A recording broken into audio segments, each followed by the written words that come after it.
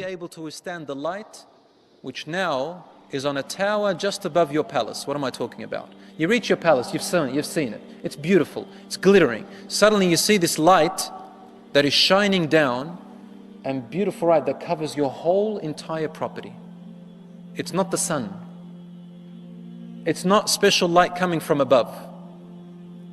You look up into that tower, and in that beautiful tower, there is your spouse, your wife, is waiting for you there.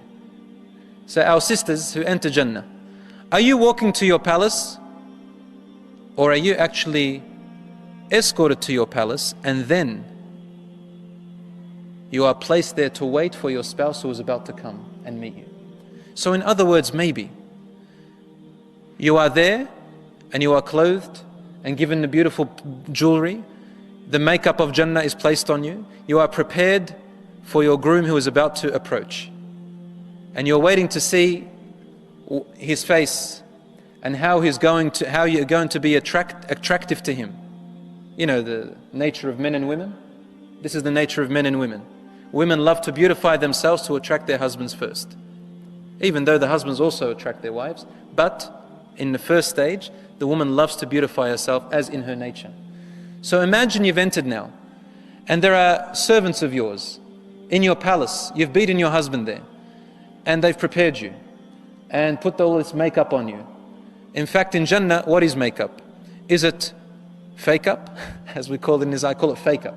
No. What is the makeup in Jannah? You don't need any makeup. The makeup of Jannah is the way Allah has created your face. And now I would like to describe just a little bit of the women of Jannah. The women of Jannah, the women who enter Jannah from this world are indescribable. I cannot describe them. The hadiths and the ayat in the Quran have not described the women of this world who enter Jannah. But what have they described? They've described the women who are created in Jannah, the Hur al-Ain. As for the descriptions of the women who enter Jannah, they are beyond their beauty. Forget it. They will look like they were just insignificant, just a little pearl they wear around their neck. That's all it is really. So the Hur in Jannah, the women of Jannah, Ar-Rasul sallallahu alayhi wa sallam says, وَلَا نَصِيبُ رَأْسِهَا. The tiara. Ever heard of a tiara? A crown or a tiara of a princess or of a queen? So the crown or a tiara that she wears on her head. Not even talking about her head. We're talking about the tiara, the crown that she wears on her head. From her beauty, خَيْرٌ مِّنَ الدُّنْيَا وَمَا عَلَيْهَا. Ar-Rasul sallallahu alayhi wa sallam said, it is better than the whole world and everything that's on it. In another hadith, which is also sahih, he said, if her face were to be shown to the people of the world, there will be a world war over her. There will be a world conflict over this one woman. Forget about all these beauty pageants that are elected and voted for. Forget about all the women that you've ever heard about or seen in this world. They are not even worth, wallahi, an atom's worth of span's length of a thread of hair of the women of Jannah. Literally, I'm saying this really. When you look at it, they're nothing. In another hadith, if she spat in the ocean of this world, how salty is the ocean? If she spat in the ocean of this world, it'll turn it sweet. The ocean, it'll turn it sweet. Now again, you might think to yourself, if it's that sweet, how can I bear the sweetness of her in Jannah? Again, your form and shape and your abilities in Jannah are super compared to here. They're nothing like here. Ar-Rasul, Allah subhanahu wa ta'ala describes them in the Quran, Hur Ain, which is a word used, which is familiar to the Arabs of the deserts at that time. These words, Hur Ain, were revealed in the Meccan verses, when the people lived in Mecca, the Muslims in Mecca before they migrated. So he's talking first to the people of the desert and the people of Mecca who understand what Hur Ain means. Hur Ain, lustrous eyes, lustrous big eyes, beautiful lustrous big eyes. In another hadith, it talks about black eyes, pitch black. The iris is pitch black. Now, does this mean that all the women of Jannah have pitch black eyes? No. But talking to the people of Mecca, in the Meccan verses, it's giving an example of what they would desire.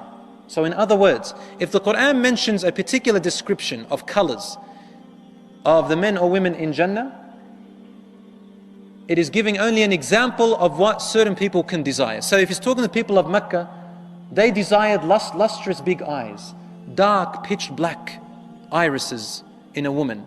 So Allah says, for you, you will have that. In other words, if this is what you desire, you're going to get it.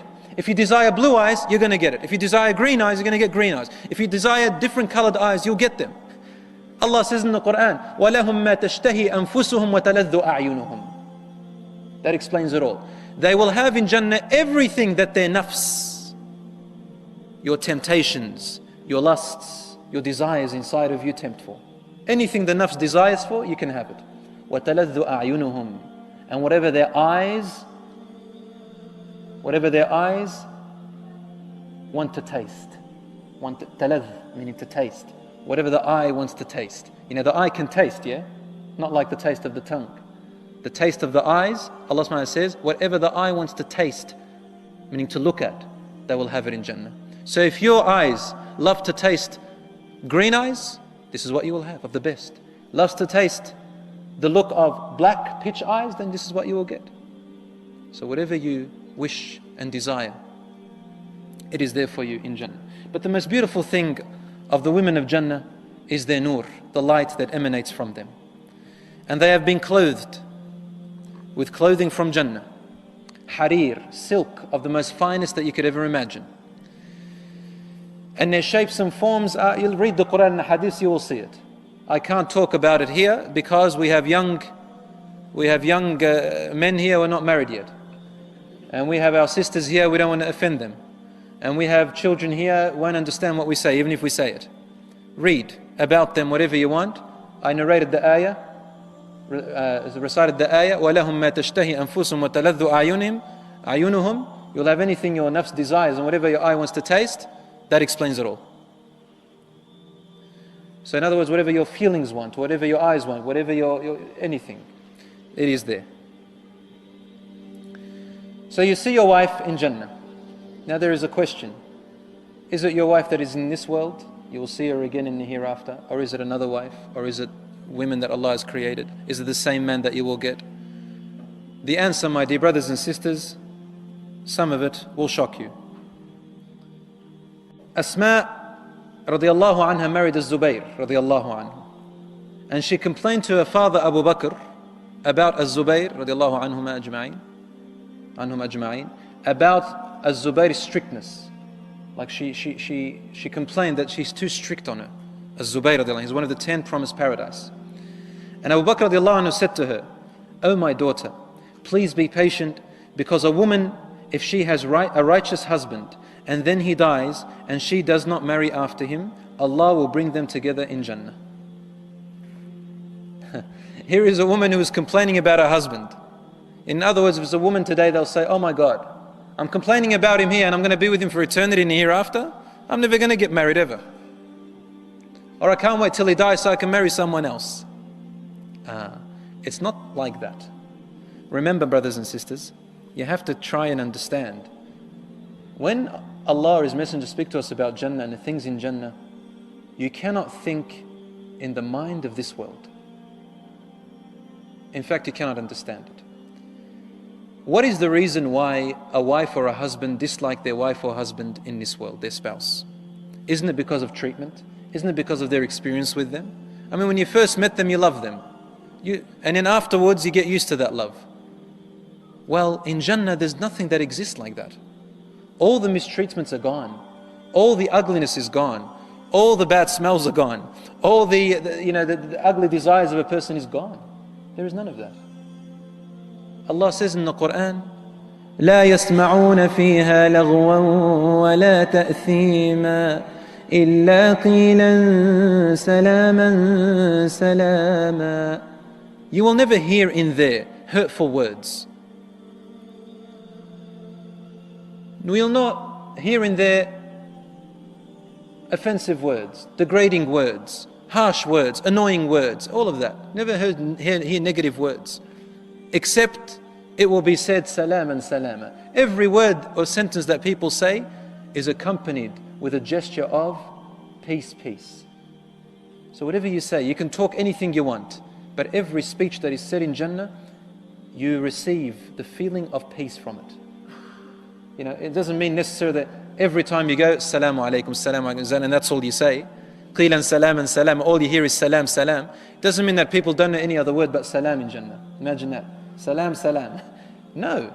It means that every sentence, every word, every look, every touch, everything is accompanied with a gesture of salam. You can feel it. So that spouse you have in this world who has struggled, and you may not have a pleasant life with him or her, in Jannah, if they are righteous, that's the condition, they'll be a totally different form. Imagine the righteous people of this world who enter Jannah, and imagine this as Zubayr, one of the 10 promised Jannah. He will be among the most beautiful, handsomest, beyond your dream, each your heart out men in Jannah. And his wife, Asma, who was patient, she will be among the eat your heart out women in Jannah. So imagine the righteous women of this world and the righteous men. No matter how you may look, no matter how your character is, in Jannah you'll be of the perfect form.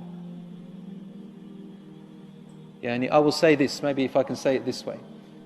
There was this story of this man who was married to this woman for 60 years. Finally she died, and she gave him misery in this life. When she died a Muslimah. At their grave, the Shaykh said, "Oh Allah, unite her with her husband in Jannah." The husband looks at him and says to him, "Please, Ya Shaykh, 60 years of my life in misery, you want me to live for eternity in misery?" Now, if that old man knew, if he knew that his wife is going to enter Jannah, and he went to Jannah and he saw her there, the first one he will desire is her. So this person you see in this world, when you go to Jannah, you say, "Who is that? Who is that?" And they say to you, "This was your spouse in the world." And you say, "I can't believe it." No. My spouse in that world was, he used to stink. He used to look like this. If he spoke, he didn't say pleasant words. He forgot to buy me gifts. He forgot, about this and never complimented me. In Jannah, he's complimenting me, smiling to me. Oh my God, I want to live with him forever. Can't be my spouse that I had in that world. But he is. And so, my dear sisters and brothers, don't think of the mind of this world. A woman came to the Prophet ﷺ, an old woman, and said, "Ya Rasulullah, will I enter Jannah?" He looked at her and wanted to be humorous with her. He said to her, "No old women will go to Jannah." So she got a little bit hurt there. What's this? And when the Prophet ﷺ noticed it, he said to her, "You will enter young. You will enter young." Meaning, when you enter Jannah, you will no longer be in old age. And so it brought a smile to her face. Meaning you'll enter it, but you won't be old anymore. In Jannah, the people are at the age of about 30, 33 years old. Prime age. In this world, you may look at 30, 33, they may have a few white hairs, right? You want an 18, 19-year-old maybe. A 25-year-old. In Jannah, a 33-year-old is far more handsomer than a 25 of this world. 33 is the middle age, is the age of Isa alayhi salam. Rasul said the height of our father Adam alayhi salam, 60 dhira'an fi as-sama', 60 cubits or arm lengths tall in the sky, 20 cubits wide approximately, on the surah, on the shape of Adam alayhi salam, our father. And obviously people have different nur to other people in Jannah. Some of them are more handsome, some are more beautiful than others. But no one will be jealous of the beauty of anyone else. A woman wouldn't sit there and say, "Oh, look at her, she thinks she is. She thinks she's prettier than me. I'll just go back to my servants back in my palace and you watch what they'll make of me." Or you watch when I go and get my clothing of silk and we'll see what she thinks. She can eat her heart out. No, there's none of that stuff in Jannah. There's no jealousy. She'll say, "Well, she's so pretty, but I'm also pretty too." Right? Husband comes back and she says to him, "You look more beautiful than when I first met you before." He says, "Yeah, I was in the market." He met other people, and so the nur came onto him a little bit. And he says to her, "You look more prettier than I saw you before too." And she says, "Yeah, well, I guess I am." And this is how it is in Jannah.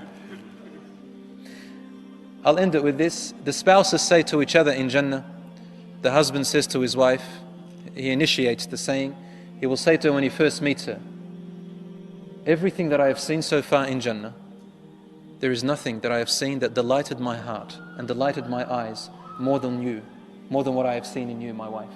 And she says to him the same thing. And guess what?